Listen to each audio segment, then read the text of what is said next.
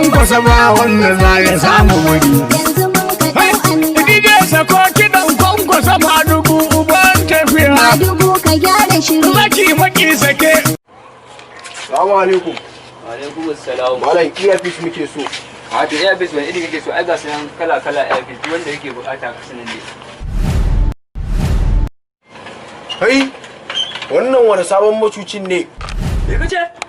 Wai macuci? Baka san wannan din ba? Amma an baka a baya. To wannan shine Honorable Shebatu Muhammadu Mai Taya. Matashi na farko wanda ya fara tsayawa takarar ciyaman a mazaɓarmu ƙaramar hukumar Ungwaggo local government. Wannan da kake gani matashi ne wanda yake neman matasa da ci gaba. To in gaya ma gaskiya wannan matashi shine jajirtaccen matashin da muka fara samu wanda ya tsaya tsayin daka domin ganin ya ciyar da matasa na Ungwaggo ci gaba. Wannan matashi da kake gani abin alherin da ya jawo mana ba kaɗan bane.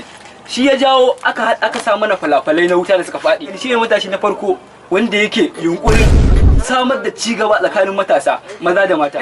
In karkare ma kai wannan matashi ko sai dai mu ce Allah ya mai albarka. Allah ya biya shi da gidan aljanna. Matasa na Ungwaggo maza da mata ku haɗa mai gangami mu je mu kada mai ƙuri'a 2021. Ni to ko zai samu fasta wadda Rabi Shebatu Muhammadu Mai Taya saboda ka san ni ma ina da jama'a. Kuma jama'an mu suna buƙatar su san shi. Fasta ai zaka samu.